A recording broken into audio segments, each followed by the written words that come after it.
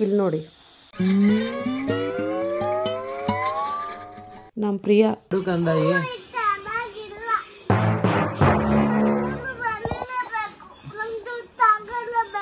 ಯಾವಾಗ ಹಾಕೊಂತ್ಯಾ ಎಲ್ಲ function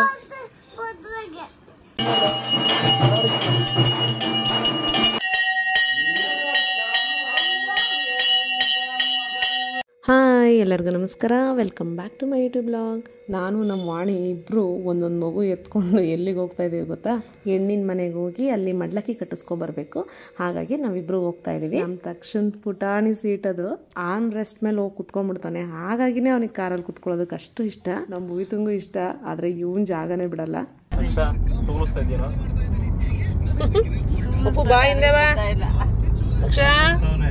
ಬಿದ್ಬಿಟ್ಟಿ ಬರಪ್ಪ, break ಹಾಕ್ದಾಗ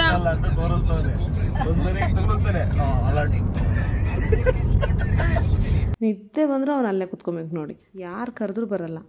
ನಾನು ಆಗಲೇ ಹೇಳ್ದಾಗೆ ಮಡ್ಲಕ್ಕಿ ಕಟ್ಟಿಸ್ಕೊಂಬರೋದು ಕಾರಣನೇ. ಹಾಗೆ ಮಡ್ಲಕ್ಕಿನೆಲ್ಲ ದೇವಸ್ಥಾನಕ್ಕೆ ಕೊಡೋದು ಇತ್ತು. ಇನ್ನು ಬೀಗ್ರೂಟ ಎಲ್ಲ ಸ್ಟಾರ್ಟ್ ಆಗುತ್ತೆ, ದೇವ್ರನ್ನೆಲ್ಲ ಕರೆಸ್ಬೇಕು.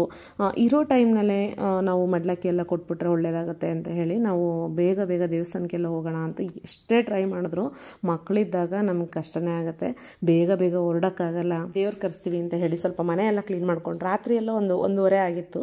ಬೆಳಿಗ್ಗೆ ಸ್ವಲ್ಪ ಬೇಗ ಎದ್ದು ಎಲ್ಲ ಮನೆ ಕೆಲಸ ಸ್ವಲ್ಪ ಮಾಡಿಕೊಂಡು ಬೇಗನೆ ಹೊರಟ್ವಿ. ನಾವು ಇನ್ನೂ ಎದ್ದಿರಲಿಲ್ಲ, ಇಲ್ಲಾಂದರೆ ಹಿಂದೆ ಬಿದ್ದಿರೋಳು ನಾನು ಬರ್ತೀನಿ ಅಂತ ಅವ್ರ ಅಮ್ಮನ ಬಿಟ್ಬಿಟ್ಟು ಅವಳು ಇರೋದೇ ಇಲ್ಲ. ಇನ್ನು ಸಾನ್ವಿ ನನ್ನ ಮಗಳು ಸ್ವಲ್ಪ ದೊಡ್ಡೋಳು ಆಗಿರೋದ್ರಿಂದ ಅವಳು ಅಮ್ಮನ ಹತ್ರ ಇರ್ತೀನಿ ಅಂತ ಹೇಳಿದ್ಲು. ಹಾಗಾಗಿ ಅವ್ರನ್ನ ಅಮ್ಮನ ಹತ್ರನೇ ಬಿಟ್ಬಿಟ್ಟು ಬಂದಿದ್ವಿ.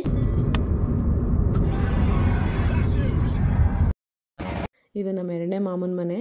ಅಲ್ಲಿ ಮೊಲ ಎಲ್ಲ ಸಾಕೊಂಡಿದ್ದಾರೆ. ನಾವು ಮಡ್ಲಕ್ಕಿ ಕಟ್ಸೋಕೆ ಹೋಗಿದ್ವಲ್ವ, ಹಾಗಾಗಿ ಪಾಪಂಗೆ ತೋರಿಸ್ತಾ ನಿಂತಿದ್ದೆ ನಾನು.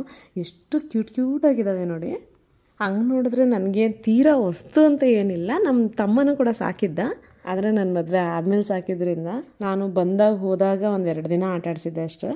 ಇನ್ನು ನಮ್ಮ ಮಾವರ ಮನೆ ಮಡ್ಲಕ್ಕಿ ಏನೋ ಕಟ್ಸಿದ್ದಾಯಿತು. ಇನ್ನೊಂದು 5 ಮನೆ ಕಟ್ಟಿಸ್ಬಿಟ್ಟು ಇನ್ನು ಊರಿಗೆ ಹೊರಡೋಣ, ಇನ್ನು ದೇವಸ್ಥಾನಕ್ಕೆಲ್ಲ ಹೋಗಬೇಕು ಅಂತ ಹೊರಟ್ವಿ. ಆದರೆ ಅವತ್ತು ಹೋಗೋಕ್ಕಾಗಲಿಲ್ಲ. ನೆಕ್ಸ್ಟ್ ಡೇ ನಾವು ದೇವಸ್ಥಾನಗಳಿಗೆಲ್ಲ ಹೋದ್ವಿ. ನಾವೆಲ್ಲ ಮುಗಿಸ್ಕೊಂಡು ಮಧ್ಯಾಹ್ನ ಆಯಿತು. ಮಧ್ಯಾಹ್ನ ಎಲ್ಲ ದೇವಸ್ಥಾನ ಕ್ಲೋಸ್ ಆಗಿರುತ್ತೆ. ಹಾಗಾಗಿ ನೆಕ್ಸ್ಟ್ ಡೇ ನಾವು ದೇವಸ್ಥಾನಗಳಿಗೆ ಮಡ್ಲಕ್ಕಿ ಕೊಡೋದಕ್ಕೆ ಅಂತ ಬಂದಿದ್ವಿ. ಫಸ್ಟ್ ನಮ್ಮ ಮನೆ ದೇವರು ಹೆಣ್ದೇವರು ಎತ್ತಿನಹಳ್ಳಿಯಮ್ಮಂಗೆ ಹೋಗಿ ಮಡ್ಲಕ್ಕಿ ಕೊಟ್ಟು ನೆಕ್ಸ್ಟು ತೋಪಿರಂಗಸ್ವಾಮಿ ದೇವಸ್ಥಾನ ಅಲ್ಲಿಗೆ ಬಂದ್ವಿ. ಇಲ್ಲಿ ಹೀಗೆ ದೇವಸ್ಥಾನದ ಒಳಗಡೆ ನಾನು ಮಡ್ಲಕ್ಕಿಗೆಲ್ಲ ತಟ್ಟೆಗೆ ಇಡ್ತಾ ಇದ್ದೀನಿ. ಐನೋರು ಹಾಗೇ ಮಾತಾಡ್ತಾ ಇದ್ದಾರೆ.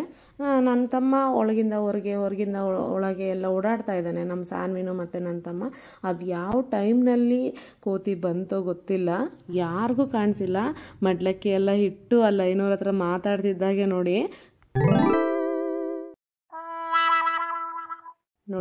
ಸೈಲೆಂಟಾಗಿ ಬಂದು ಅದಕ್ಕೆ ಬೇಕಾಗಿರೋ ಬಾಳೆಹಣ್ಣನ್ನು ತೊಗೊಂಡು ಸುಮ್ಮನೆ ಸೈಲೆಂಟಾಗಿ ಹೋಗ್ತಾಯಿದ್ದು. ಗಾಬರಿಯಾಗಿ ಓಡೋಗ್ಲೂ ಇಲ್ಲ, ಏನೂ ಇಲ್ಲ. ಅದು ಹೋಗ್ಲಿ ಬಿಡಿ, ಫಸ್ಟ್ ಟೈಮ್ ನಾವು ಮಡ್ಲಕ್ಕಿ ಕೊಡೋದಕ್ಕೆ ಬಂದಿದ್ದೀವಿ. ದೇವ್ರದೇ ಆಶೀರ್ವಾದ ಅಂತ ನಾವು ಅಂದ್ಕೊಂಡ್ವಿ. ದೇವ್ರಿಗೆ ಸಲ್ಬೇಕಾಗಿದ್ದು ಯಾವುದೋ ಒಂದು ರೂಪದಲ್ಲಿ ಸಲ್ತಲ್ವಾ. ಇನ್ನೇನು ದೇವಸ್ಥಾನ ಎಲ್ಲ ಮುಗೀತು. ಅವತ್ತೇ ಒಂದು ಎಕ್ಸಿಬಿಷನ್ ಲಾಸ್ಟ್ ಡೇ ಇತ್ತು. ಹಾಗಾಗಿ ಎಲ್ಲರೂ ಇದ್ವಲ್ವ, ಹೋಗ್ಬಿಟ್ಟು ಬರೋಣ ಅಂತ ಹೇಳಿ ಬಂದ್ವಿ. ಲಾಸ್ಟ್ ಡೇ ತುಂಬ ರಶ್ ಇರುತ್ತೆ ಅಂತ ಅಂದರೆ ಯಾರೂ ಅಷ್ಟಾಗಿ ಇರಲೇ ಇಲ್ಲ. ವೀಕೆಂಡ್ಸ್ ಆಗಿದ್ದಿದ್ರೆ ಇರ್ತಿದ್ರು ಅನಿಸುತ್ತೆ. ನಾನು ಸ್ಕಂದ ಏನೋ ಅಳ್ತಾನೆ ಅಂತ ಅಂದ್ಕೊಂಡಿದ್ದೆ, ಆದರೂ ಒಂದ್ಸರಿನೂ ಅಳ್ಳಿಲ್ಲ, ಅಷ್ಟು ಎಂಜಾಯ್ ಮಾಡ್ತಾ ಇದ್ದ. ಸ್ಕಂದ ತಕ್ಷಣ ಇಬ್ಬರು ಸಣ್ಣವರಾಗಿರೋದ್ರಿಂದ ಸಾನ್ವಿನ್ ಕೂರಿಸ್ಬಿಟ್ಟು ಅವಳ ಜೊತೆ ಕೂರಿಸಿದ್ವಿ. ಅವರಿಬ್ರು ಫಸ್ಟ್ ಟೈಮ್ ಹೋಗಿರೋದು ಅಳ್ತಾರೆ ಅಂತ ಅಂದ್ಕೊಂಡಿದ್ವಿ. ಅವರಿಬ್ರು ಏನು ಅಳ್ಳಿಲ್ಲ. ನಮ್ಮ ಭುವಿತಾ ಒಬ್ಳೆ ಕುತ್ಕೊಂಡಿದ್ಲು ಇನ್ನೊಂದು ಹೆಲಿಕಾಪ್ಟರಲ್ಲಿ, ಅವಳು ಮಾತ್ರ ಸ್ವಲ್ಪ ಹತ್ಲು ಅಷ್ಟೇ. ಇನ್ನು ನನ್ನ ಅಣ್ಣ ತಮ್ಮ ಇಬ್ರು ಕೇಳಬೇಕಾ, ಅಲ್ಲಿ ಒಂದು ಗೇಮ್ ಕೂಡ ಬಿಡಲಿಲ್ಲ, ಎಲ್ಲನೂ ಆಡ್ಕೊಂಬಂದಿದ್ದಾರೆ ಸುಮ್ಮನೆ ದುಡ್ಡು ವೇಸ್ಟ್ ಮಾಡಿಕೊಂಡು. ನಾವು ಈ ಥರ ಬೋಟ್ ಇದೆಯಲ್ಲ, ಆ ಬೋಟಲ್ಲಿ ಮಾತ್ರ ಆಟ ಆಡಿದ್ದು. ನಾನು ಅವಾಗ ಕಾಲೇಜ್ ಡೇಸಲ್ಲಿ ಒಂದ್ಸರಿ ಆಡಿ ತುಂಬ ಎದ್ರುಕೊಂಬಿಟ್ಟಿದ್ದೆ. ಹಾಗಾಗಿ ನಾನು ಬರಲ್ಲ ಅಂತ ಇದ್ದೆ. ಏನೂ ಆಗಲ್ಲ, ನಾವೆಲ್ಲ ಇದ್ದೀವಲ್ಲ ಬಾ ಅಂತ ಹೇಳ್ಬಿಟ್ಟು ಕರ್ಕೊಂಡೋದ್ರು. ಆದರೂ ಎಲ್ಲರಿಗಿನ್ನ ಜಾಸ್ತಿ ನಾನೇ ಕಿರ್ಚಾಡಿದ್ದು ಅಂತ ಅನಿಸುತ್ತೆ. ಹಂಗೆ ನೋಡಿದ್ರೆ ನನ್ನ ಮಗಳೇನೆ ನನ್ನ ಪಕ್ಕದಲ್ಲಿ ಧೈರ್ಯವಾಗಿ ಕುತ್ಕೊಂಡು ಜೋರಾಗಿ ನಗ್ತಾ ಇದ್ದಾಳೆ. ನಾನು ಅಷ್ಟು ಕಿರ್ಸ್ತಾ ಇದ್ದೆ, ನಂಗೆ ಅಷ್ಟು ಭಯ ಆಯಿತು. ಗಂಡು ಹುಡುಗರಿಗೆ ಬಿಟ್ಟು ಹೆಣ್ಮಕ್ಳೆಲ್ಲರಿಗೂ ಭಯನೇ ಆಯಿತು. ಅದಕ್ಕಿಂತ ಜಾಸ್ತಿ ನಾನೇ ಕಿರ್ಚಾಡ್ಬಿಟ್ಟೆ ಅಂತ ನನಗನ್ನಿಸ್ತು. ಸರಿ, ಎಲ್ಲ ಮುಗಿಸ್ಕೊಂಡು ಅಲ್ಲೇ ಡಿನ್ನರು ಮುಗಿಸ್ಕೊಂಡು ಬಂದ್ವಿ. ಬೀಗ್ರೂಟಕ್ಕೆ ಇನ್ನೂ 3 ಡೇಸ್ ಇದೆ. ಆದರೂ ಇಲ್ಲಿ ನೋಡಿ ನಮ್ಮ ಪ್ರಿಯ ಹಾಕೋವರೆಗೂ ಬಿಡಲಿಲ್ಲ. ಹಾಕೋದಕ್ಕೆ ಸ್ಟಾರ್ಟ್ ಮಾಡ್ತಿದ್ದಾಗೆ ಅವಳು ಹಾರ್ಕೊಂಡು ನಿದ್ದೆ ಮಾಡ್ತಾ ಇದ್ದಾಳೆ. ನಮ್ಮ ಹೆಣ್ಮಕ್ಳಿಗೆ ಒಬ್ಬೊಬ್ರಿಗೆ ಒಂದೊಂದು ಚಿಂತೆ. ಇಲ್ಲಿ ನೋಡಿ ನಮ್ಮ ವಿಧಿಗೂ ಒಂದು ಚಿಂತೆ.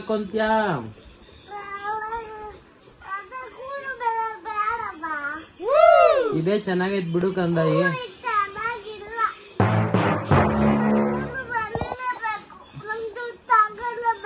ಯಾವಾಗ ಹಾಕೊಂತ್ಯಾ ಎಲ್ಲ ಫಂಕ್ಷನ್?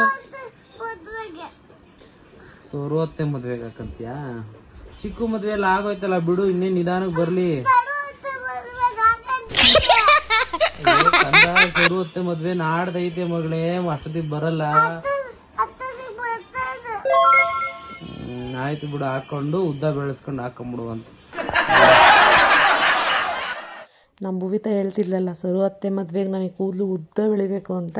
ಅವ್ರ ಊರಲ್ಲಿ ಇನ್ನೇನು ನಾಳೆ ಮದುವೆ ಇದೆ ಅನ್ಬೇಕಾದ್ರೆ ಒಂದು ದಿನ ಊರಲ್ಲಿ ದೇವ್ರ ಮೆರವಣಿಗೆ ಅಂತ ಹೊರಡಿಸ್ತಾರೆ. ಅದಕ್ಕಂತ ಹೋಗಿದ್ವಿ ನಾವು. ಇದು ಅವ್ರ ಮನೆ ಮುಂದೆನೆ ನಮ್ಮ ಅಪ್ಪ ಕುಮಾರ ಮತ್ತು ಪರಮೇಶ ಇಬ್ಬರು ದೇವ್ರನ್ನ ಹೊತ್ಕೊಂಡಿದ್ದಾರೆ ನೋಡಿ, ಅದು ಆಂಜನೇಯ ಸ್ವಾಮಿ.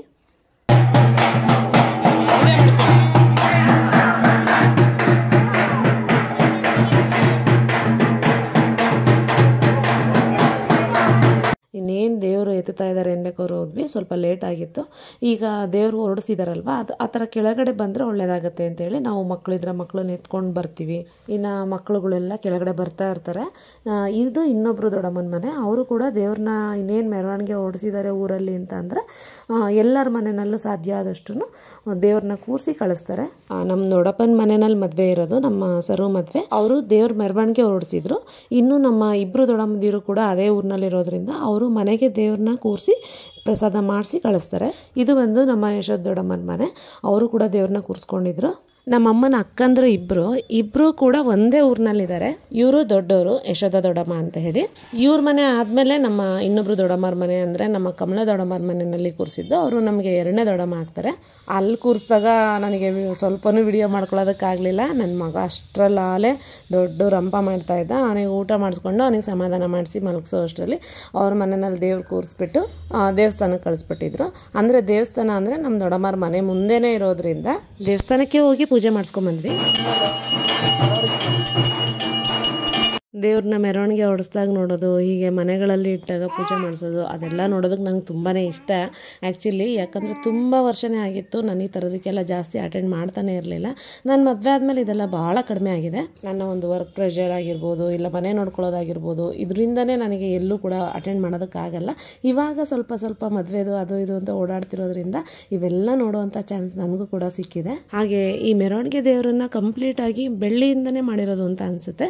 ನೋಡೋದಕ್ಕೂ ಕೂಡ ತುಂಬ ಚೆನ್ನಾಗಿ ಕಾಣಿಸ್ತಾ ಇತ್ತು. ಹಾಗೆ ನಮ್ಮ ಅಣ್ಣ ಮತ್ತು ನನ್ನ ತಮ್ಮ ಇಬ್ಬರು ಹೊತ್ಕೊಂಡಿದ್ರಲ್ವ, ಅಷ್ಟು ವೇಟ್ ಇಲ್ಲ ಅಂತ ಅಂದರು. ಇದು ಊರಲ್ಲೇ ಇರುವಂಥ ದೇವಸ್ಥಾನ, ಅಂದರೆ ನಮ್ಮ ದೊಡ್ಡಮ್ಮರ ಮನೆ ಮುಂದೆ ಇದೆ ಅಂತ ಹೇಳಿದ್ರಲ್ಲ, ಅದೇ ದೇವಸ್ಥಾನ.